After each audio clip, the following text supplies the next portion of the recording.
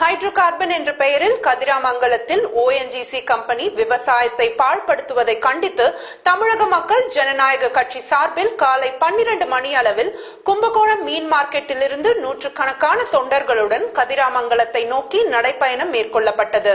இதற்கு காவல்துறை தடை விதித்திருந்த நிலையில் தடையை மீறி எழுச்சி கோஷமிட்ட தலைவர் KM ஷரீப் தலைமையில் தடையை மீறி ஊர்வலமாக செல்ல ஆரம்பித்த வேளை காவல்துறை அவர்களை தடுத்து நிறுத்தி கைது செய்தது.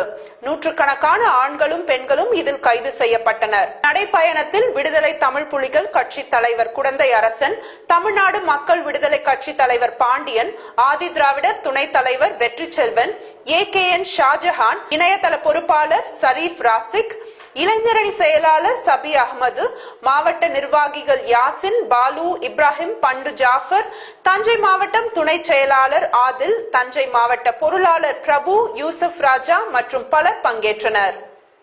தமிழ்நாட்டை பாலைவனமாக மாற்றுகிற மத்திய அரசாங்கத்தினுடைய முயற்சியை கண்டித்து தமிழக மக்கள் ஜனநாயக கட்சியின் சார்பிலே கதிராமங்கலம் நோக்கிய நடைபயணத்தை இன்றைய தினம் நாங்கள் நடத்த இருக்கிறோம். இந்த நடைபயணத்தினுடைய 3 மிக முக்கியமான நோக்கங்கள் என்பது உடனடியாக கைது செய்யப்பட்ட பேராசிரியர் ஜெயராமன் உள்ளிட்ட 10 பேரை விடுதலை செய்ய வேண்டும். இரண்டாவதாக 20 ஆண்டுகள் உறுதியாக இருக்கும் என்று வாக்குறுதி அளித்து பூமியிலே புதைக்கப்பட்ட குழாய்கள் 9 ஆண்டுகளிலே நாசமாகி இருக்கிறது. இதற்கு யார் காரணம் என்பதை அரசாங்கம் கண்டுபிடிக்க வேண்டும். மூன்றாவது, உடனடியாக ONGC கதிராமங்கலத்தை மட்டுமல்ல தமிழ்நாட்டை விட்டே வெளியேற வேண்டும் என்கிற 3 கோரிக்கைகளை முன்வைத்து ஹைட்ரோ கார்பன் மீத்தேன் தேவைப்பட்டால் உலக அளவில் இப்பொழுது ஒரு ஆராய்ச்சியிலே கண்டுபிடித்திருக்கிறார்கள். இந்தியாவில் இருக்கிற குப்பைகளிலே இருந்து ஒரு ஆண்டுக்கு குப்பைகளை சேகரித்தால் 2 ஆண்டுக்கு பயன்படுத்தக்கூடிய அளவுக்கு எரிவாயுவை இந்தியாவிலே எடுக்கலாம் என்று கண்டுபிடித்திருக்கிறார்கள். எனவே குப்பைகளிலே இருந்து எரிவாயுவை எடுக்கிற முயற்சியை இந்திய அரசாங்கம் ஈடுபடுத்திக் கொள்ள வேண்டும்.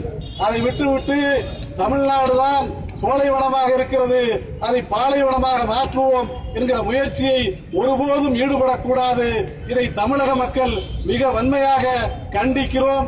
அதை எதிர்த்து நாங்கள் போராடுவோம். அது நெடுவாசலாக இருந்தாலும் சரி, கதிராமங்கலமாக இருந்தாலும் சரி, தமிழ்நாட்டிலே எங்கே ONGC நுழைந்தாலும் அதை எதிர்த்து தமிழக மக்கள் ஜனநாயக கட்சி உள்ளிட்ட ஜனநாயக அமைப்புகள் மிக பிரம்மாண்டமான போராட்டத்தை நடத்தும். அதனுடைய வெளிப்பாடுதான் கதிராமங்கலம் நோக்கிய இந்த நடைபயணம் என்பதை இந்த நேரத்திலே தெரிவித்துக் கொள்கிறேன். வேலூர் மாவட்டத்தில் இலவச கண், பல் மற்றும் பெண்களுக்கு கர்ப்பப்பை வாய் புற்றுநோய் பரிசோதனை முகாம் நடைபெற்றது.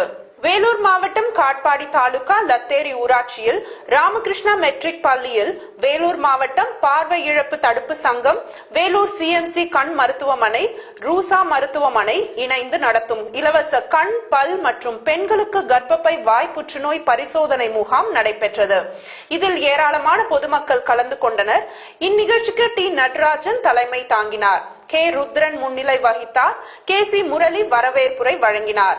மற்றும் கிருஷ்ணா அறக்கட்டளை நிர்வாகிகள் TN Radhakrishnan, T. Arumugam, C. மணி, R. தாமோதரன் ஆகியோர் முகாமிற்கான ஏற்பாடுகளை செய்தனர்.